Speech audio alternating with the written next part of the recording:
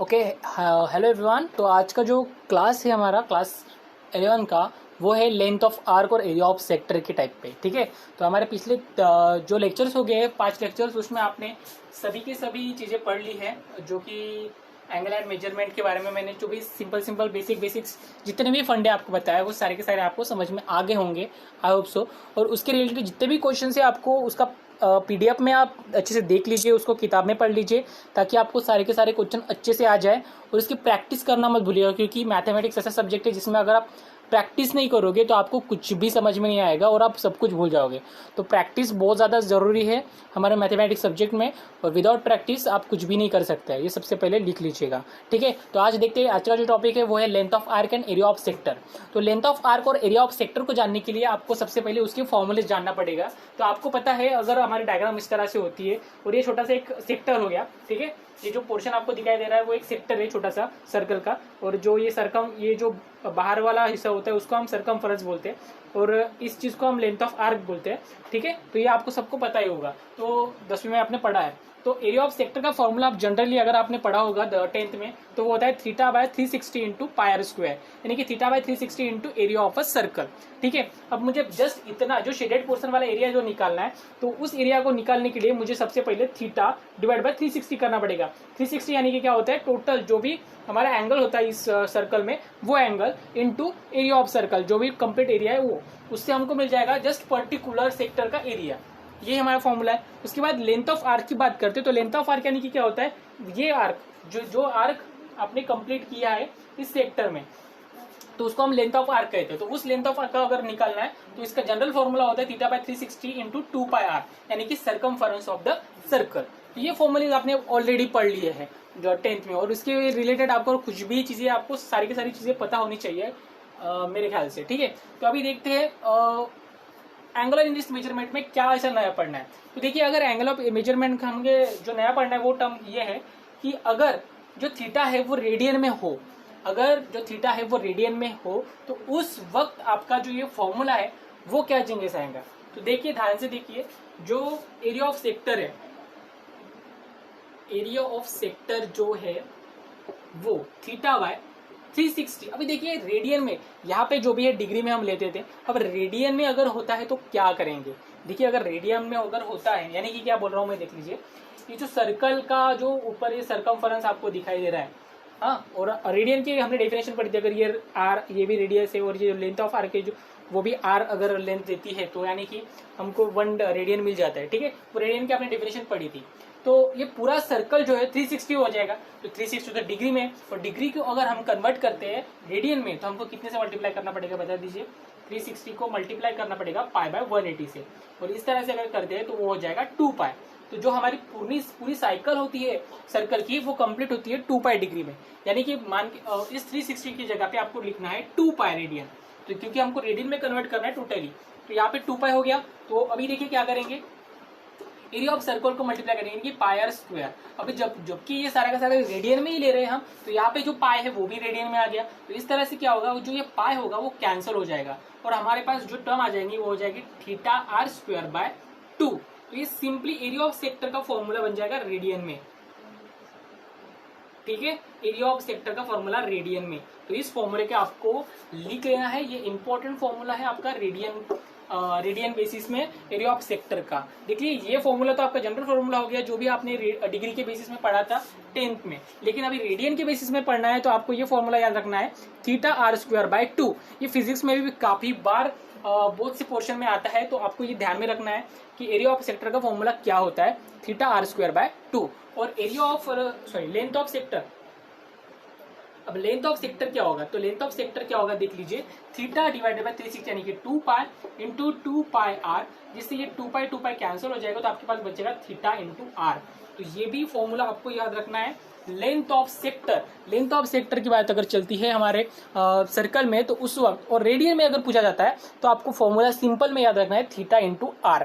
ठीक है। ये दो फॉर्मूलेज आपके इंपॉर्टेंट फॉर्मूलेज है इस टॉपिक के लिए रिलेटेड। तो ये दोनों के दोनों इंपॉर्टेंट है, लिख के लीजिए अपने बुक पे, कॉपी पे लिख लीजिएगा दोनों के दोनों फॉर्मूले, और याद कर लीजिएगा अपने बुक में। अब इससे रिलेटेड हम क्वेश्चंस पढ़ते हैं ताकि आपको इसके कॉन्सेप्ट थोड़ा सा क्लियर हो जाए। ठीक है। ओके, तो देखिए एग्जांपल मैं यहाँ पे ले रहा हूँ इस क्वेश्चन को, length of arc and area of sector को थोड़ा सा आगे बढ़ने के लिए मैं एग्जांपल ले रहा हूँ। तो देख लीजिए example, the radius of circle is 9 centimetre, find the length of an arc of this circle which cuts off the chord of length equal to length of radius. ठीक है, तो यहाँ पे बोला गया है कि हमारा एक सर्कल है जिसका रेडियस 9 सेंटीमीटर है, उसके बाद हमें ऐसी लेंथ ऑफ आर्क निकालना है जहां पे एक कॉर्ड है जो कट कर रहा है सॉरी, तो एक कॉर्ड है जो कट कर रहा है सर्कल पे, जिसकी लेंथ भी 9 सेंटीमीटर ही है, यानी इक्वल टू रेडियस बोल रहा है। तो यहाँ पे एक बीसी जो नाम का एक कॉर्ड है मैंने यहाँ पे ले लिया है, तो उसकी लेंथ क्या है, रेडियस के इक्वल है, लेंथ ऑफ रेडियस के इक्वल है, तो 9 सेंटीमीटर लेंथ होगी। तो आप कहीं पे भी ले लीजिए, कोई फर्क नहीं पड़ेगा। तो ये एक बीसी जो नाम का जो कॉर्ड है 9 सेंटीमीटर का हमने ले लिया है। तो इस कॉर्ड के जो ये दिख रहे हैं आपको, ये जो चीज दिख रही है आपको, इसको बोलते हैं लेंथ ऑफ आर्क। तो यही लेंथ ऑफ आर्क आपको निकालनी है। ठीक है, तो देख लीजिए यहाँ पे क्या बोला था, हमारा रेडियस कितना है, 9 सेंटीमीटर का है। तो मैंने क्या कर लिया, इस कॉर्ड के जो दोनों एंड पॉइंट है उसको रेडियस के सेंटर से जोड़ दिया। तो हमको जो भी हम जोड़ दिया है, तो ए बी और ए सी ये दो हमको रेडियस मिल जाएंगे। तो रेडियस मिलेंगे तो ऑब्वियसली उसकी जो लेंथ है वो 9 सेंटीमीटर है। तो अगर अच्छे से देखेंगे तो आपको पता चल रहा है कि एक ट्रायंगल फॉर्म हो रहा है, और ये ट्रायंगल कौन सा फॉर्म हो रहा है, जबकि इसकी साइड तीनों की तीनों सेम है, तो डेफिनेटली इक्विलैटरल एंगल होगा, राइट। देखिए सॉल्यूशन में क्या करेंगे। ठीक है, since the cord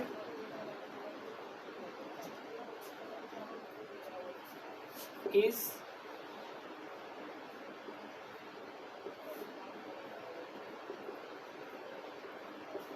9 centimeter and radius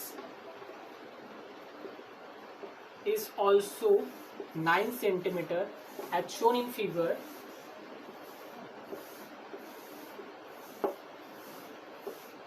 Therefore,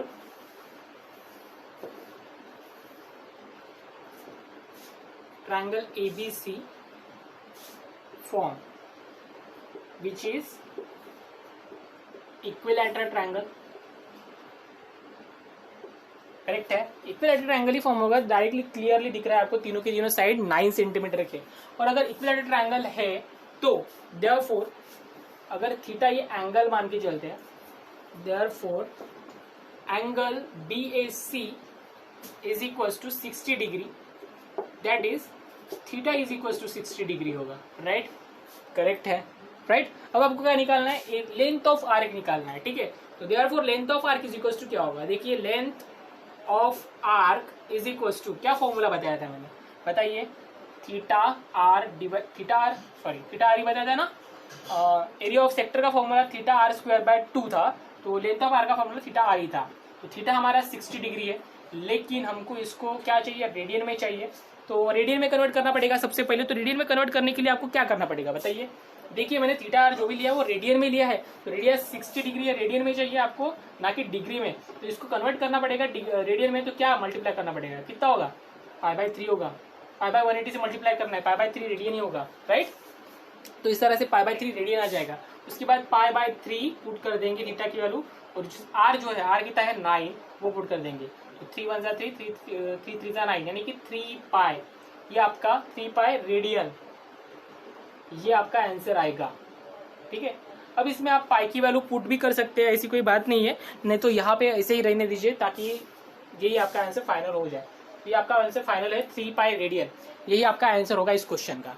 तो very simple question, just observe करना था आपको अच्छे से, और ऑब्जर्व करते तो आपको डायरेक्टली क्लियरली पता चल जाता है कि इसका आंसर 3π आएगा, एक इक्विलैटरल ट्रायंगल फॉर्म होगा। ठीक है, जस्ट थिंकिंग पे आपके डिपेंड है। और अगर ऐसा नहीं समझता है तो आप ऐसे एक परपेंडिकुलर ड्रॉ कर सकते थे BC पे, बाद में आपको एक ट्रायंगल फॉर्म होता, बाद में साइन कॉस ऐसे वैसे कुछ तो भी लगा के आपको वो आंसर निकालना पड़ता।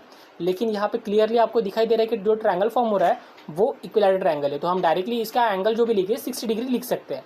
तो 60 डिग्री लिखने के बाद हमको बहुत आसान हो गया इस क्वेश्चन का आंसर निकालने। ठीक है, चलो।